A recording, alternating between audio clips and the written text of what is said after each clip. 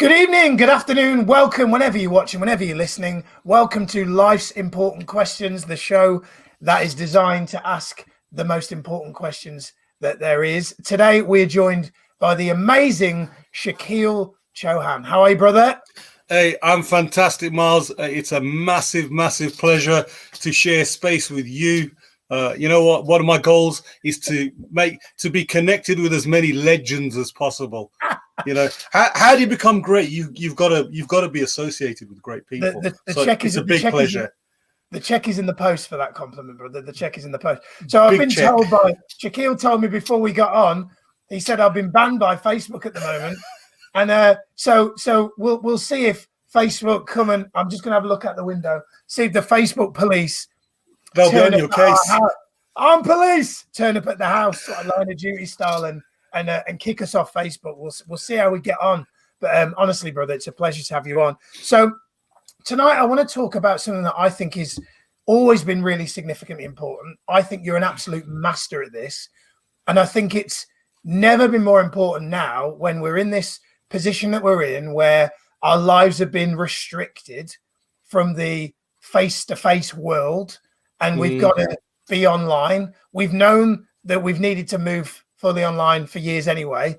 And then COVID-19 said, now you actually have to do it, right?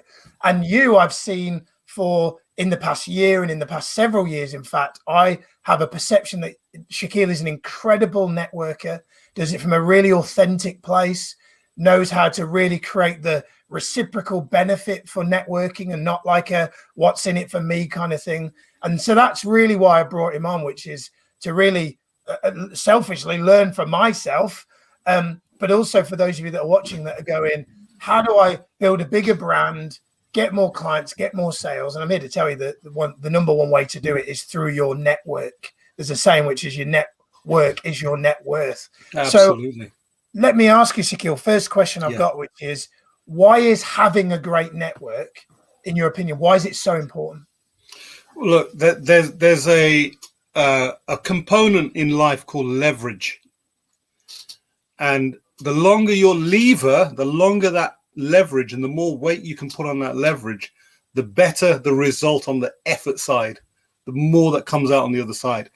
And your network, the people that you surround yourself with, are the people who will add tremendous weight and value to that leverage for you. So there, look, prior to lockdown, we were at live events. In fact, me and you, we've worked on events together. We've spoken at events together. We've worked with organizations together, and we've done some tremendous networking. But the dynamic changed at the end of March last year in 2020 with this lockdown and the pandemic thing.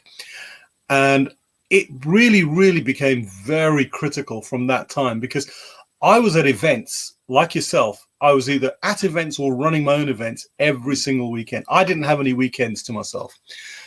So what that meant was I was connecting with people all the time. It was more important for me at those events to be building new connections as well as strengthening the existing ones. But it wasn't, yes, I was there sometimes to sell my services, my products, or deliver training.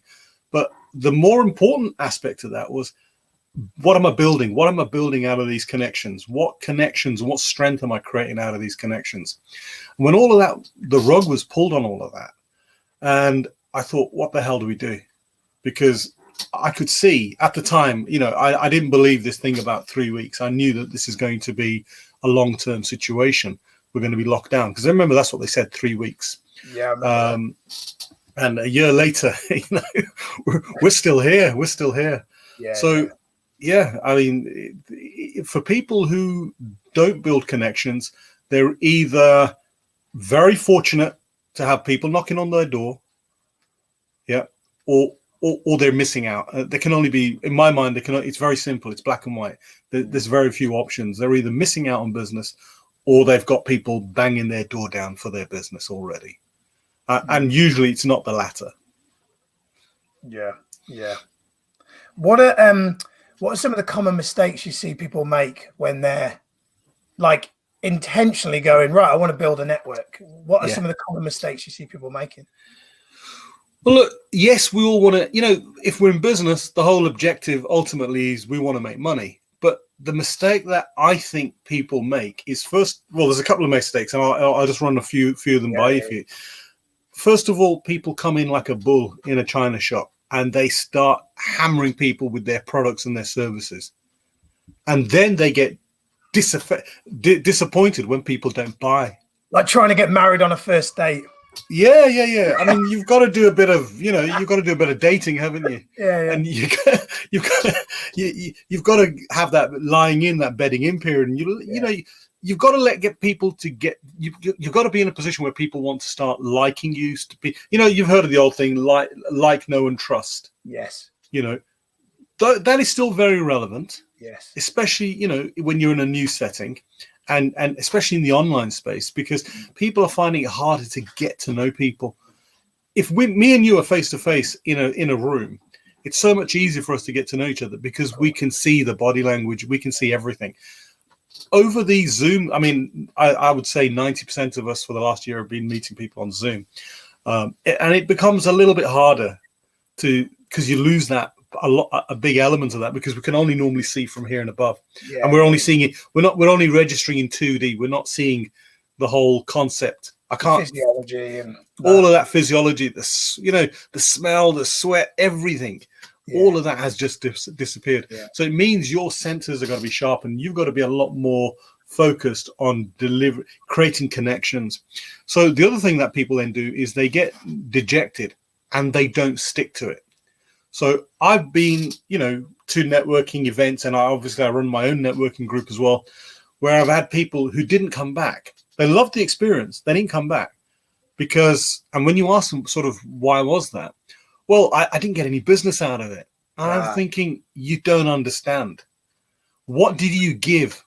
Yeah, because I'm very, very particular about my group. I tell people, don't come here expecting to take something away. Yes. Be the person who's come to give, and you'll get spotted, and people will know who the givers are. Yeah, and then people will automatically be drawn to you, and they'll be the ones who they'll want to do business with you. They'll want to inquire about you. They want to know. You know what it's like if you've got a sort of a bit of a charisma about you, or if you're a little bit magnetic with your personality. People want to know. They want to ask more questions. So what I say to people is let people know who you are before you let people know what your products are. Once people know who you are, guess what? They want to know what it is that you do. Yeah. So isn't it so much better to have somebody ask you, what do you do? Rather than you jump in a question and conversation and say, look, this is what I do. But I'm going to say, so what? Yeah. I agree. One of my mentors had just sprung in my head who always said, Miles, always remember, needy is creepy. Yeah. And people, you know what it is? People, when they see that you behave needy, and you might not be needy, it just might be that you're not particularly well versed with how to communicate in this way. Yeah. But when you come across as needy, people, it's a bit of a turn off for people, and it just makes people set back. And so you're not doing yourself any favors. So what would be a piece of advice that you could give people about if they wanted to set up their own networking community the way you have got an incredible online network and offline, what would be what are some key do's and don'ts, things that they should consider when they start? Well, first of all, I would say if you've got a group of friends to start with, get the ball rolling, make some announcements. And now it's all through social media. Yeah. So I'll tell you exactly what I did, and maybe that will help people. Amazing. If I tell people. So what started me off was the day they announced lockdowns are coming. Remember, they gave us about 4 days notice or a week's notice. Yeah. And they said lockdowns start on, I can't remember the date now, the 25th or something like that of March. Toilet roll brigade. Yeah. So what happened was straight away I was thinking, well, I'm like, like you, I'm everywhere or every weekend. That's all going to end. Yeah. I have to create an online networking event. I used to run, and you came to one of mine, I think, the Curry Club. Yeah, you did actually. Yeah. So you came to some of my events, which were live events. Yeah. And we'd have a dinner and all of that. And at first I thought, how am I going to get people to turn up? There's no dinner online. you know, it's a bit of a strange concept. So what I did was I did the research. So I attended about a dozen other people's online networking events, because in that week, loads of them were springing up all over the place. So in that research I attended, a lot of them were very bad, like boring. It was like, all right, introduce yourself, 30-second pitch, and then you hear some boring old fart talk about themselves. And there was no real value in that. But then I saw a handful, really well organized, very engaging, very people, a great mix of people who you could see were regular attendees. And that was the important thing, is to create people who want to be there on a regular basis, because that's where the power is getting people to keep coming back. And I looked at what they were doing. They were doing things. They were being a bit sort of, novel, breakout rooms and stuff. That was the first time I saw a breakout room, was literally last March on Zoom. Amazing. I thought, what an amazing tool that is, because instead of being, just on one of these thumbnails on a whole screen, you can now have a proper, and it was no different from being like me and you having a face-to-face conversation, sat across the table from each other. And I thought, okay, I'm going to incorporate that. Then I did the other thing where I will have regular guest speakers as well. So I did that. But the other thing was I also give a lot of participation to my members. So my members who are in the group, they get great opportunities to speak. One of the downsides that I saw with most networking platforms was that you only really got your 30 or 60-second elevator pitch. Okay. And apart from that, you never got much. But in my group, I'll tell you how they describe it. They say it's like having friends around for dinner, because it's conversation. It's getting people involved, and people don't want to leave. When it's time to go, they don't want to go. So, we do finish early on a Tuesday. Especially because it's the only social in that way with that much energy that we can have right now, right? Yeah. So, because what we've done is we've made it a friendly place where people can come, and it's not just business. We'll talk about what was in the news yesterday, and maybe we'll even talk about sometimes there's strong feelings, but we'll try and keep a balance. So a lot of networks say, right, no politics, no religion. I've never said that. I've said, look, let's talk business. Let's also be open to talking about things that most networks wouldn't allow, which is maybe about whatever's topical, because these are real things to people, So, for example, there are some people say, yeah, let's lock the country down and lock it down even further. And then there's people like myself who say, open the damn country up. Let's get businesses rolling again. And we know that at both ends of the spectrum, you're going to upset somebody. But hopefully, when you've got great people essentially all on the same level, you don't upset anybody. And what you do is you inspire each other, you lift each other. There's a tremendous amount of support. Part of the group is about creating friends. It's not just about going there to network and you're just one of many faces. All of the people who attend my events now have literally become friends. And they can't wait for me to invite them all to a main live event in Birmingham, as and when that can be done. And invite them to a proper networking evening with dinner, and maybe invite you as a guest speaker. How about that? Sounds good. Yeah, I love what you're saying there about not filtering the conversation. I always say opinions aren't the problem. A lack of empathy for other people's perspective is the problem. Absolutely. Like you can love rugby, I can love football. As long as we have an empathy and an understanding and an appreciation for your sport from your perspective, that's where there's no problem with opinions, is it? Like vaccine, no vaccine, COVID, no go. That's not the problem. The problem is a lack of empathy, empathy, and having mutual respect, and allowing, and not silencing people, and not sort of,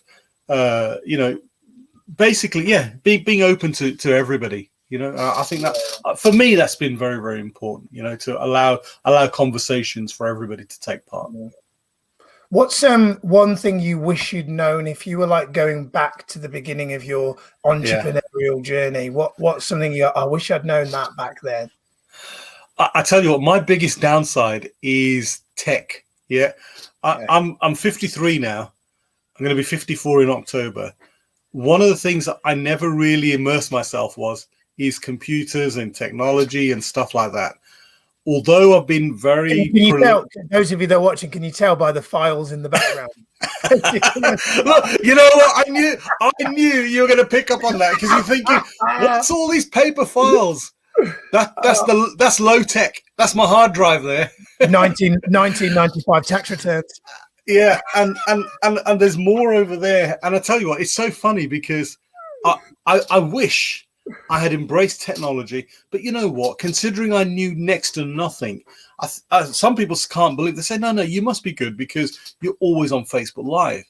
And I do interviews like this, and I say, "But this isn't really high end tech." I wish I knew so much more about technology because it's so powerful in marketing, with sales funnels and all of that. If I could create, I talk to people and I'm absolutely stunned when somebody says, "Oh, I built my own website and I did my sales funnel." My eyes open up. I'm thinking, "Really? You did all that?" They go, "Yeah." I said, "What course did you go on?" I said, "Well, I just learnt myself and I just looked it up." And some people will go on courses. I've convinced myself that I don't have the aptitude for it. So luckily now I've taken on a team from up in Leeds. And they're going to start looking after all my tech, and they're actually building me a website right now. So imagine this: I've been sort of fairly prolific in the personal development world, and I still don't have a website. But one's being built. But one thing, but the important thing for that is, maybe the lesson from that is to people is that it shouldn't hold you back, because you can't use the lack of technology or lack of understanding of tech to hold you back. Don't let that be the crutch. I think that's a great myth buster, Shukeel. Because a lot of people would think that the way to build a network, build a business, is things like a website. When in actual fact, what's behind the website? The person. So you've just gone, forget that technical bit. I'm just going to get in and get to know people, know, like, and trust. Because if they know you, like you, trust you, they're not going to then look you up online. They're going to trust the face value and the person that they meet. Plus, social media platforms can do a lot of what a website would need to do anyway. So. Well, that was my opinion. When people used to say, "What's your website?" I just used to say Facebook. Because it just looked like a website to me. I thought, what does a website do? You can use it to showcase what you do. You can use it for people to connect with you. I can promote my content through there, my events and my trainings through there.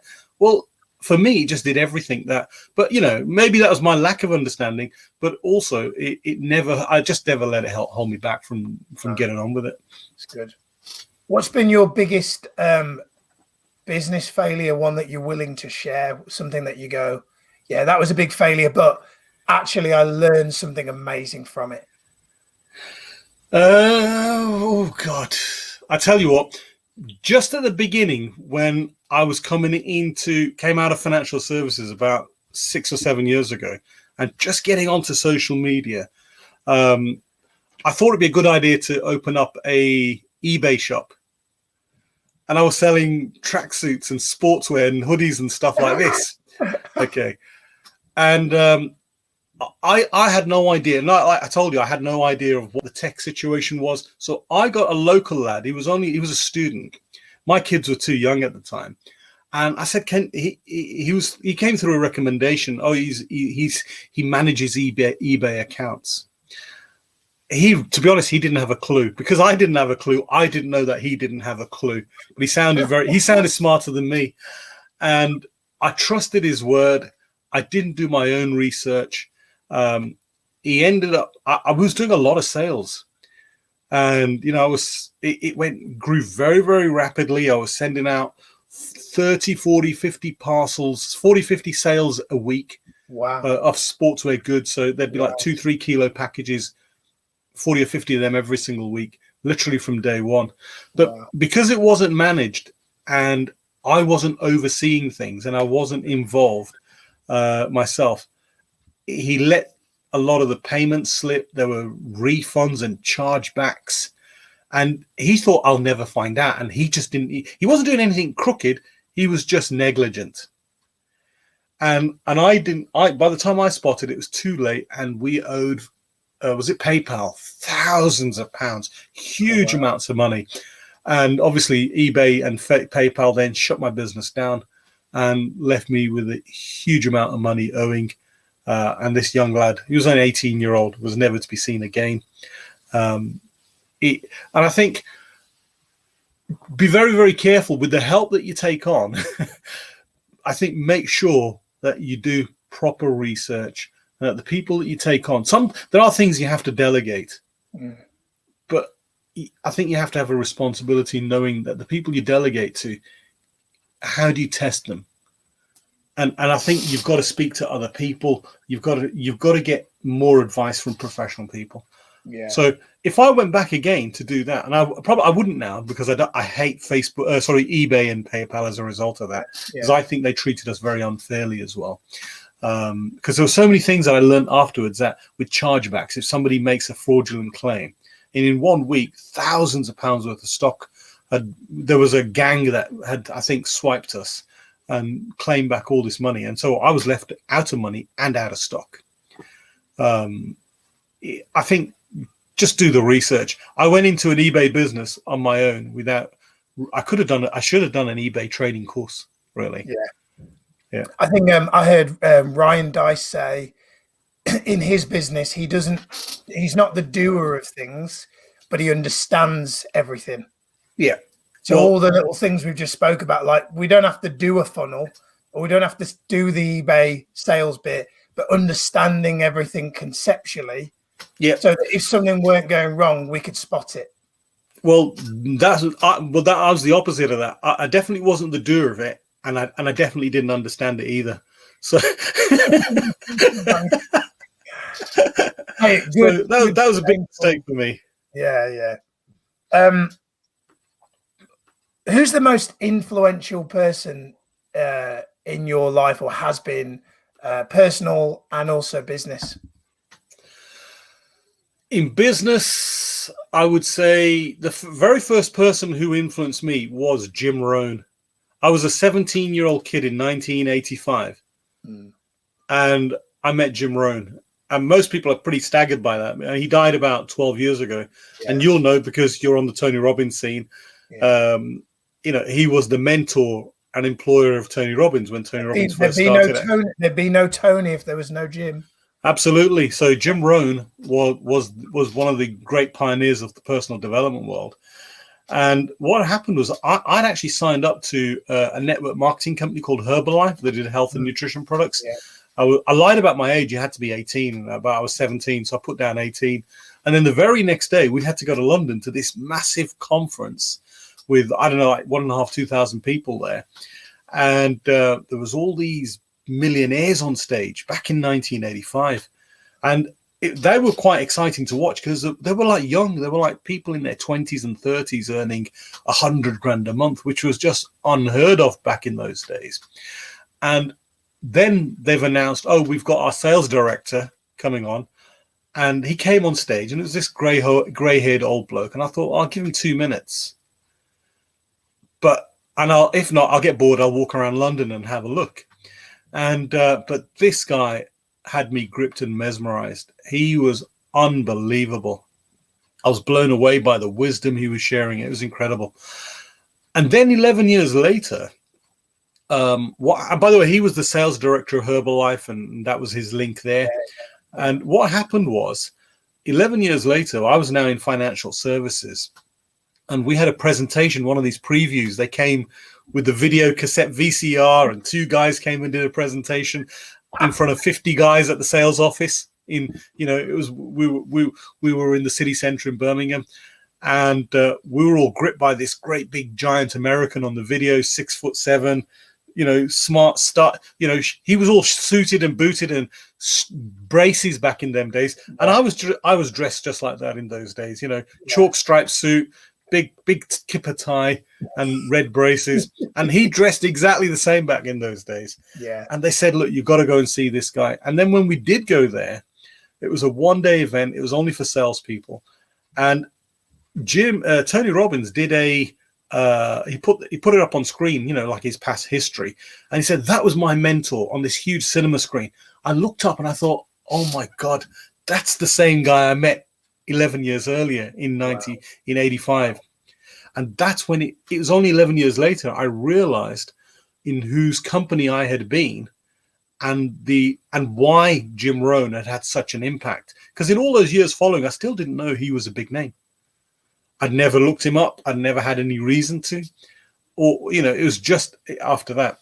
Then, to be honest, after that, say personally, and it's still within business, but the guy who was one of the directors of the company where I grew up, I grew up in sales in financial services, self-employed.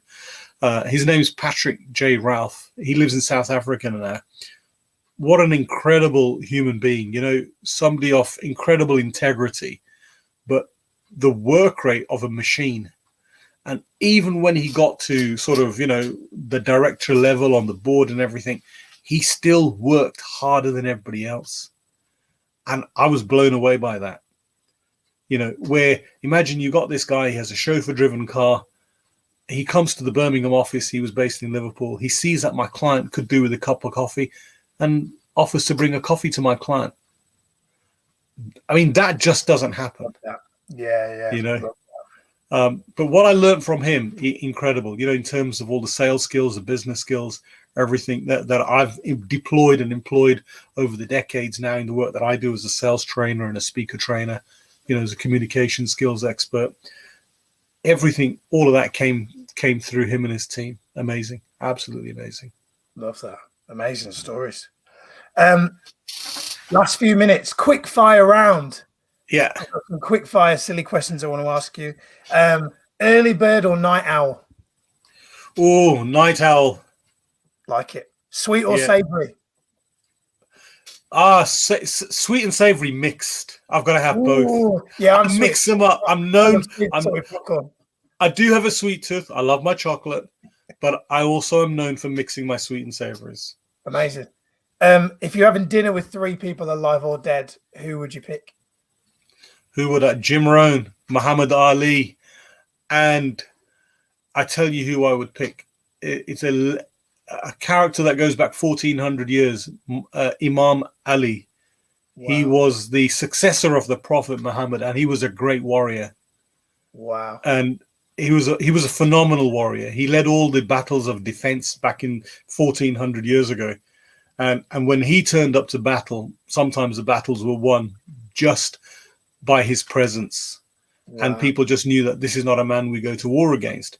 But the incredible thing was he was incredibly generous and magnanimous, and he was known to spare his enemies, and he had incredible wisdom. He was a phenomenal, there's a book of his sayings, and it's called The Peak of Eloquence.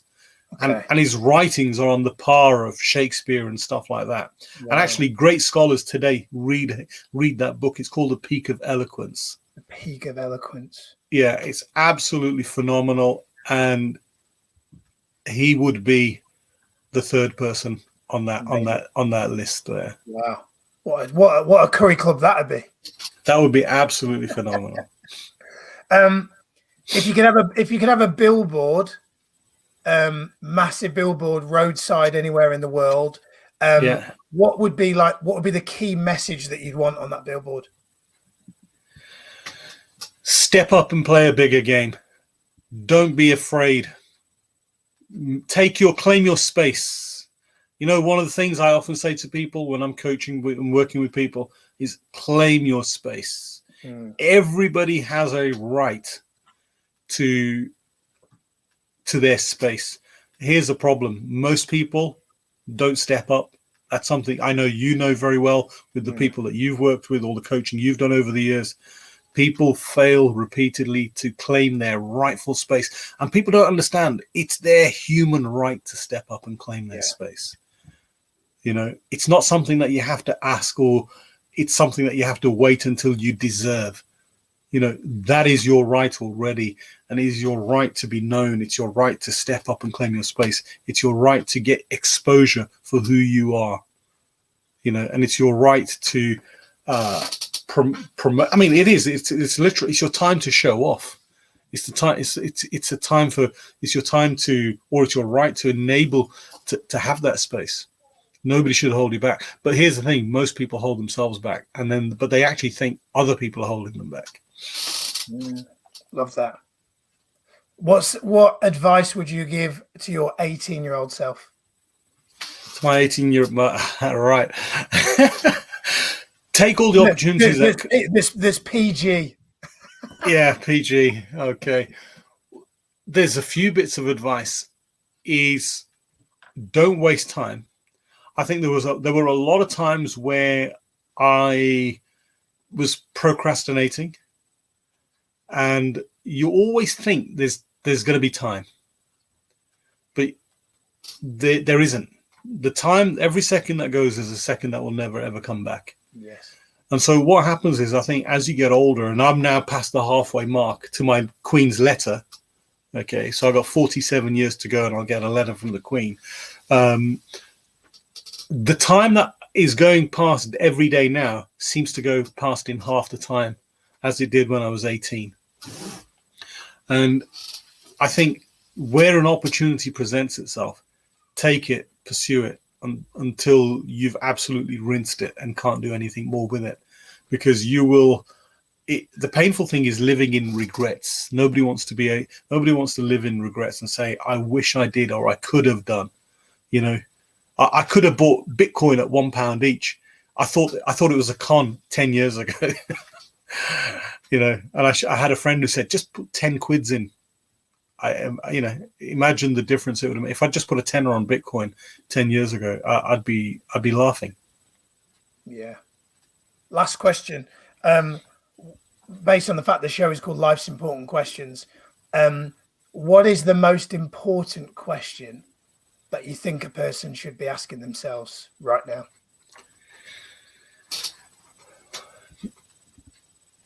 What do you want to be remembered for? Beautiful question. And then do the action that reflects the answer to that question. Amazing. What do you want to be remembered for? Amazing. And it's a hard question, and it's a lengthy, soulful conversation with yourself, isn't it? That question. If you allow it to simmer over you, yes, it is. Yeah, and and then work it backwards, and do break it down. What have I got to do for that result to happen? Yeah.